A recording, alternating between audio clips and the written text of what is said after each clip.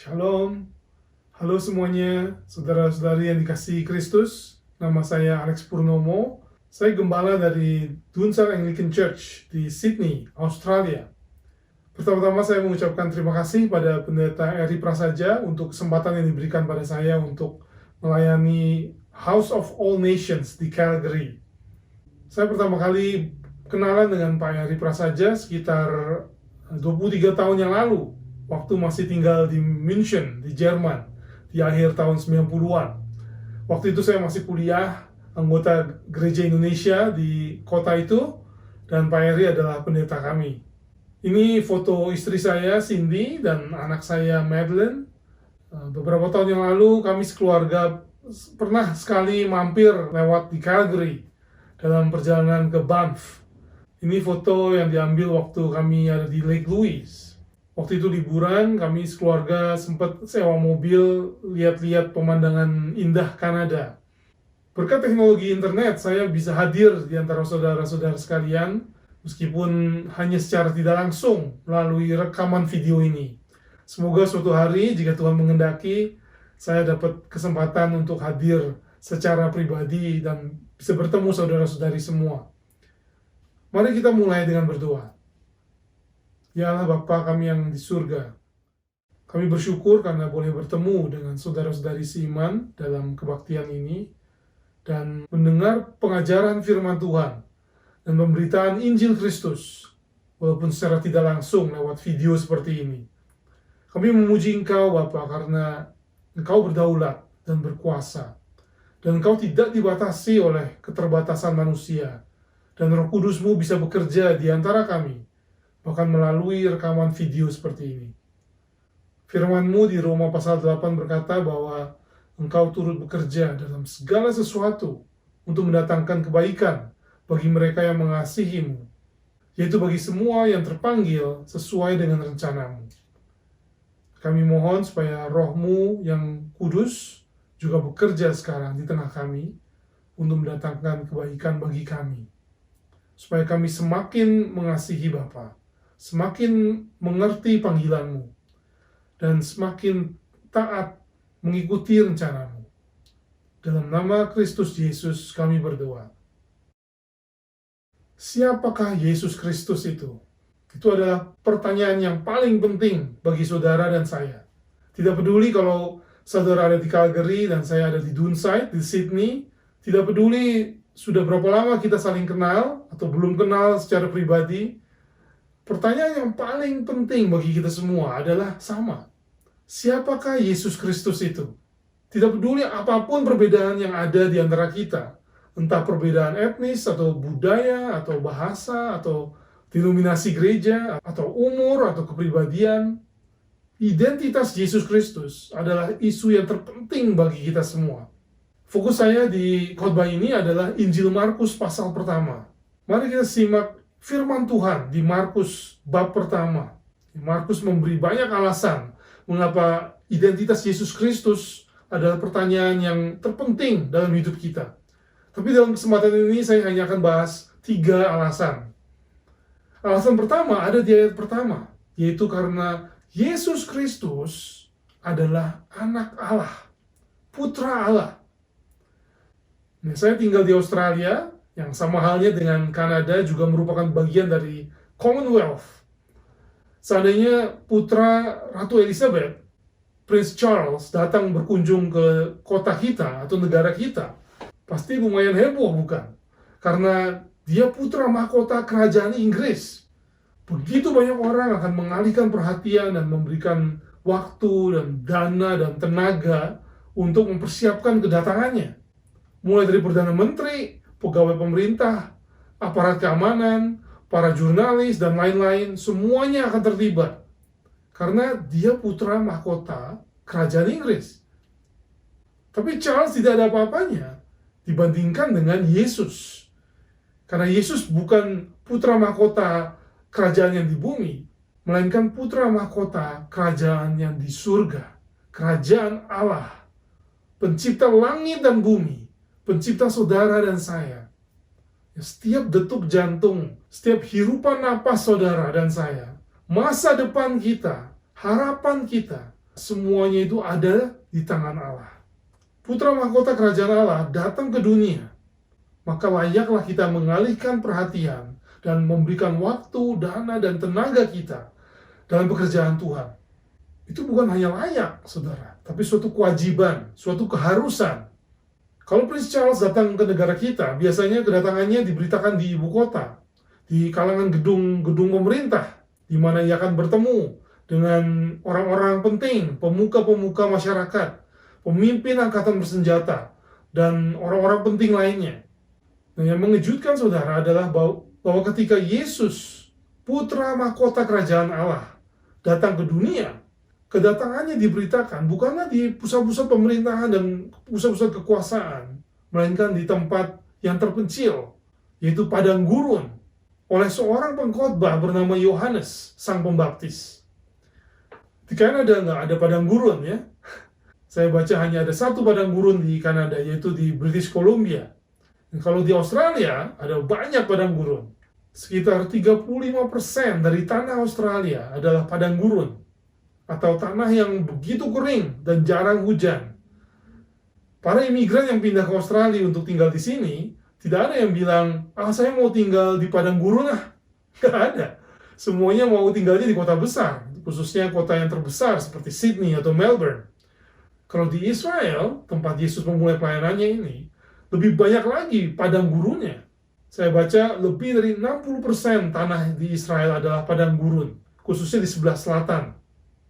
Apakah saudara pernah bertanya, ngapain Yohanes Pembaptis di padang gurun memberitakan kedatangan Yesus? Kita bisa bayangkan ada beberapa alasan. Nah, coba saja saudara pikirkan. Ngadain acara di padang gurun itu murah. Nggak perlu cari gedung, nggak perlu bayar sewa, nggak perlu cari tempat parkir.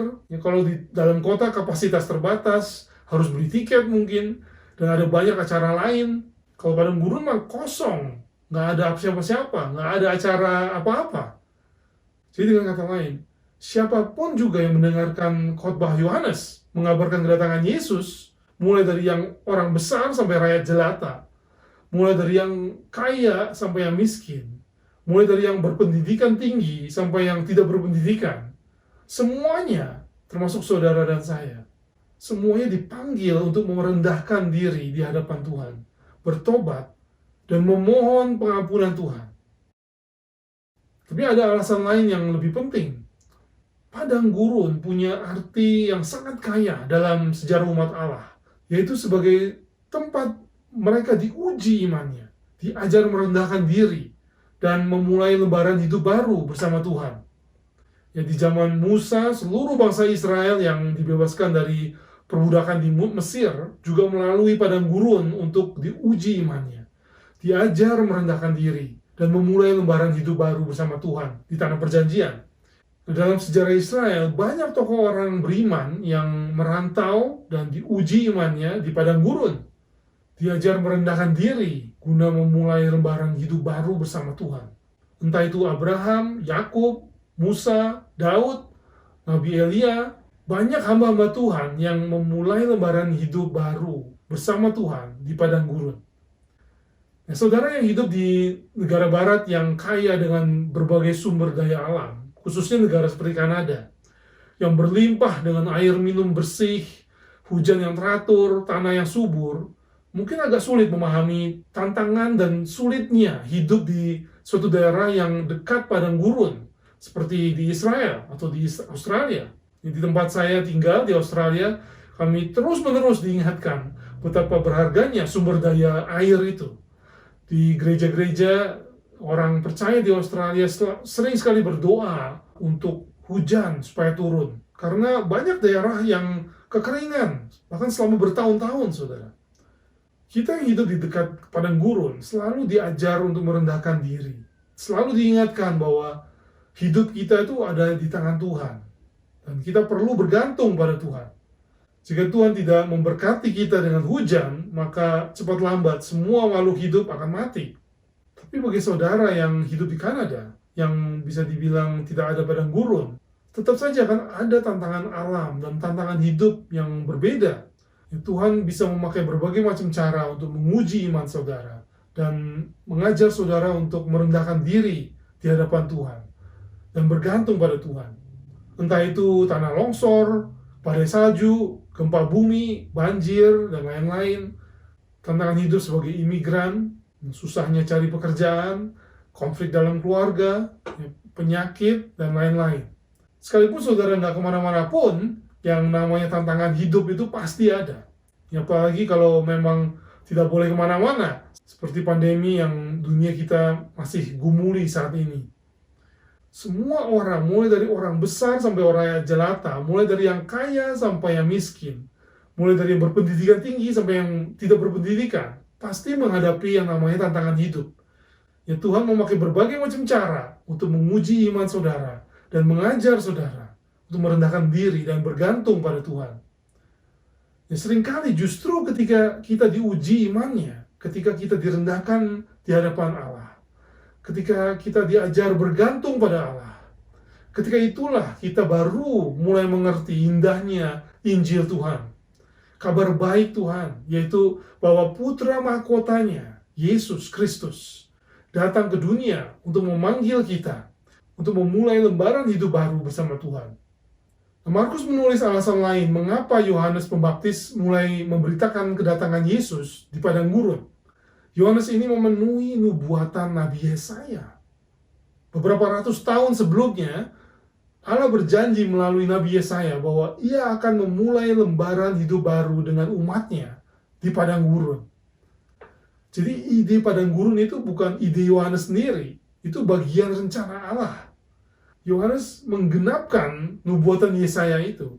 Dia berkhotbah dan memanggil orang-orang untuk merendahkan diri di hadapan Tuhan. Persiapkanlah jalan untuk Tuhan, luruskanlah jalan baginya. Bertobatlah dan berilah dirimu dibaptis, dan Allah akan mengampuni dosamu. Kalau putra mahkota Inggris datang ke negara kita, tidak ada yang memanggil orang untuk bertobat dan meminta dosa-dosa mereka diampuni. Paling-paling orang-orang datang melambai-lambaikan tangan, ambil foto, ya, kasih tangan. Tapi beda sekali dengan kedatangan Yesus, putra mahkota kerajaan Allah. Semua orang dipanggil untuk merendahkan diri di hadapan Tuhan, bertobat, dan meminta ampun atas dosa-dosa mereka. Seandainya diadakan survei di negara kita, di mana orang-orang diminta menjawab satu pertanyaan, apakah saudara merasa perlu bertobat dan minta ampun atas dosa-dosa saudara? Seandainya ada survei semacam itu di masyarakat negara kita, menurut saudara berapa banyak yang akan menjawab, ya, saya mengaku berdosa dan minta ampun pada Tuhan? Berapa banyak? Di beberapa negara barat, ketika kabinetnya diambil sumpahnya, banyak anggota kabinetnya tidak mau lagi bilang, "So help me God." Saya baca bahwa beberapa tahun lalu, ketika Justin Trudeau baru dipilih jadi Perdana Menteri Kanada, ketika kabinetnya diambil sumpahnya, lebih dari setengah anggota kabinet itu tidak mau bilang, "So help me God." Waktu diambil sumpahnya. Kalau bilang, "So help me God" aja udah tidak mau, apalagi kalau disuruh merendahkan diri di hadapan Tuhan dan mengaku, "I have sinned, please forgive me God." Pasti lebih nggak mau lagi. Nah, ini berlaku bukan hanya untuk menteri-menteri pemerintahan tentunya, tapi juga berlaku untuk kita semua.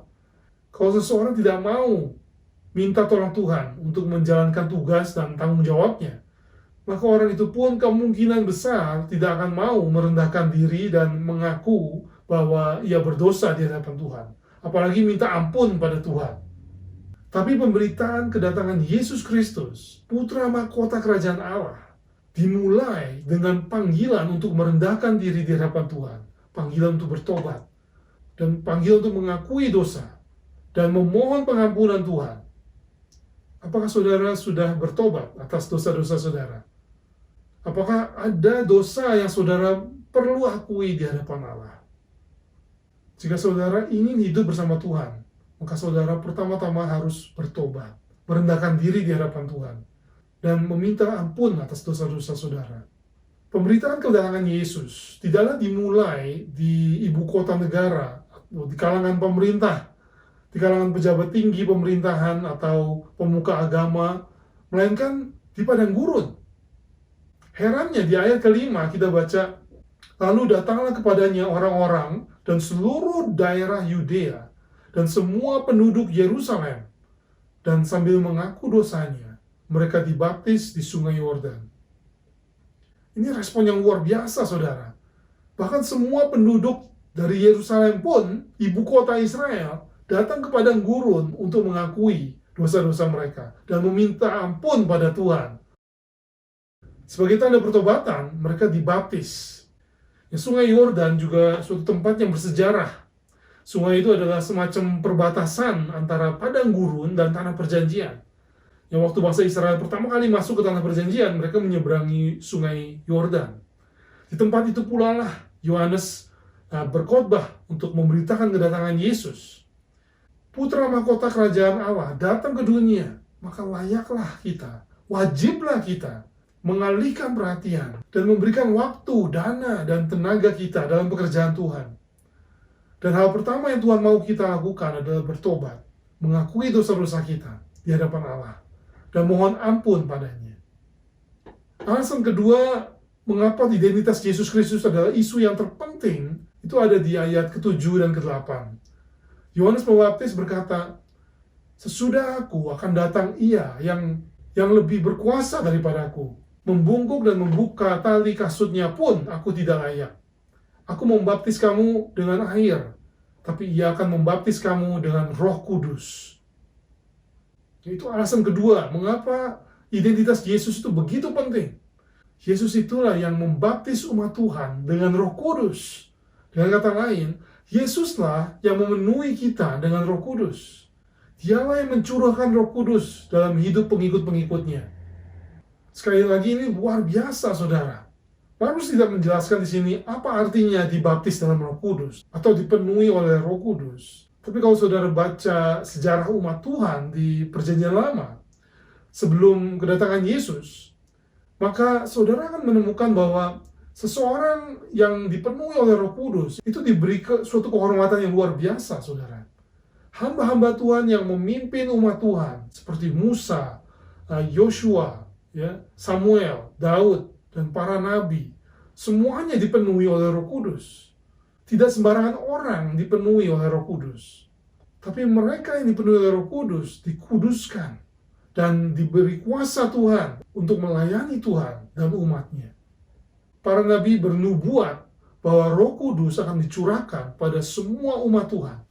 Dan Roh Kudus akan membuka lembaran sejarah yang baru, membawa era baru dalam rencana Allah. Yohanes memberitakan bahwa Yesuslah kuncinya. Yesus Kristus datang ke dunia dan Ia memenuhi semua pengikutnya dengan Roh Kudus. Luar biasa, saudara. Jika saudara percaya pada Kristus, saudara akan dipenuhi oleh Roh Kudus.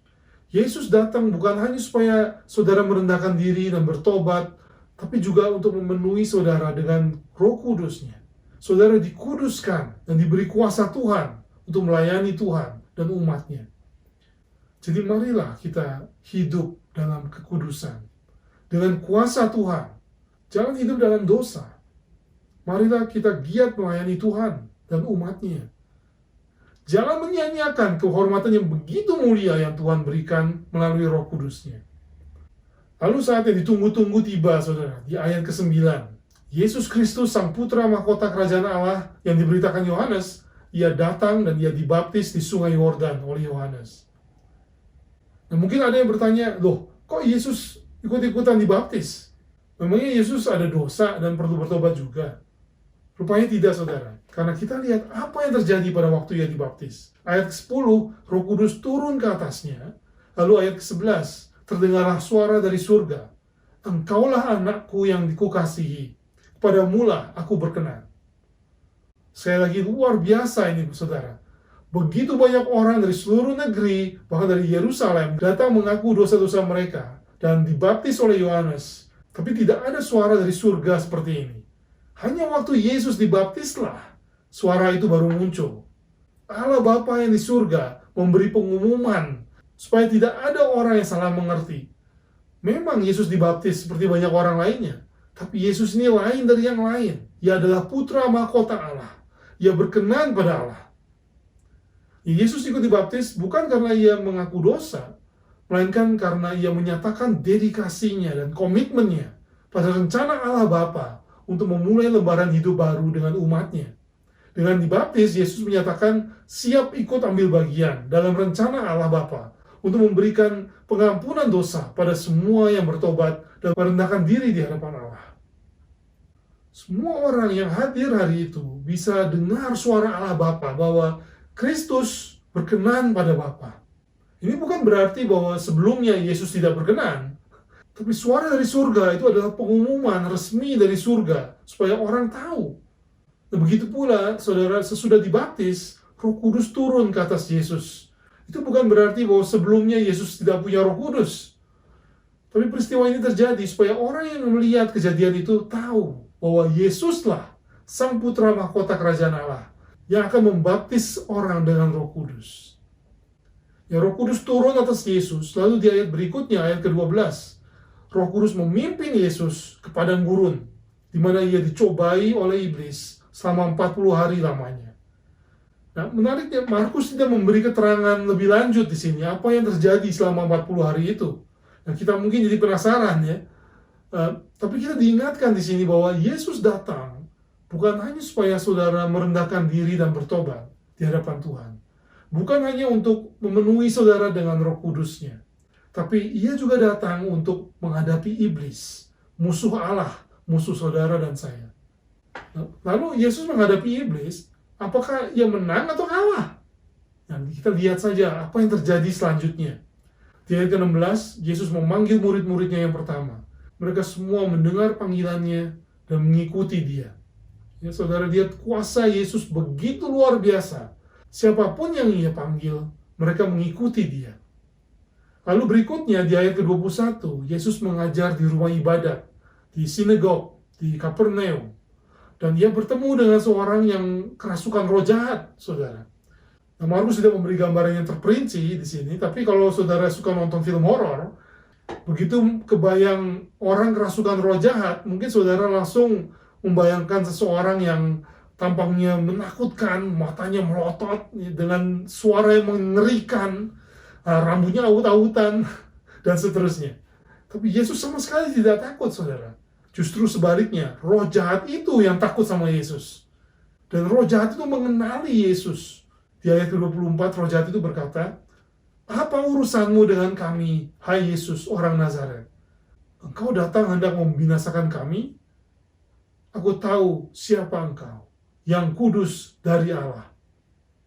Tetapi Yesus menghardiknya, katanya, "Diam, keluarlah daripadanya." Roh jahat itu menggoncang-goncang orang itu, dan sambil menjerit dengan suara nyaring, ia keluar daripadanya. Mereka semua takjub, sehingga mereka memperbincangkannya. Katanya, "Apa ini? Suatu ajaran baru. Ia berkata-kata dengan kuasa. Roh jahat pun diperintahnya, dan mereka taat kepadanya." Nah, kejadian ini menunjukkan, saudara, bahwa waktu 40 hari di padang gurun yang kita baca tadi, iblis tidak berdaya menghadapi Yesus. Di rumah ibadat ini banyak orang menjadi saksi bahwa betapa besar kuasa kata-kata Yesus. Bahkan berkuasa atas roh-roh jahat. Dengan satu kalimat saja, roh jahat itu diusir keluar dari orang itu dan taat kepada Yesus. Lagi pula perhatikan apa yang diucapkan roh jahat itu mengenai Yesus. Roh jahat itu mengakui bahwa Yesus dapat membinasakannya. Roh jahat itu menyebut Yesus sebagai yang kudus dari Allah. Jadi saudara, jangan takut sama iblis atau roh jahat. Semua mereka itu tidak berdaya menghadapi Yesus. Yang perlu kita lakukan adalah berlindung pada Yesus, mengikuti jalannya, taat pada firman-Nya. Semua kuasa iblis tidak ada apa-apanya dibandingkan kuasa Yesus. Jadi siapakah Yesus Kristus? Saya hanya ada waktu untuk membahas 3 aspek identitas Yesus. Pertama, Yesus adalah Putra Mahkota Kerajaan Allah. Karena itu marilah, saudara, kita bertobat dan merendahkan diri di hadapan Tuhan. Kedua, Yesus memenuhi kita dengan Roh Kudus. Karena itu marilah kita hidup dalam kuasa Roh, bukan dalam dosa kita. Yang ketiga, kata-kata Yesus penuh kuasa, bahkan berkuasa atas iblis. Karena itu marilah kita selalu setia pada Yesus, supaya kita selalu dilindungi dari iblis. Kalau saudara punya pertanyaan atau feedback, silakan hubungi Pak Eri, atau jika ingin menghubungi saya secara langsung, silakan email ke dunsatanglican@gmail.com atau tinggalkan pesan di youtube.com/dunsatanglicanchurch. Selamat melayani Tuhan dalam nama Kristus. Amin.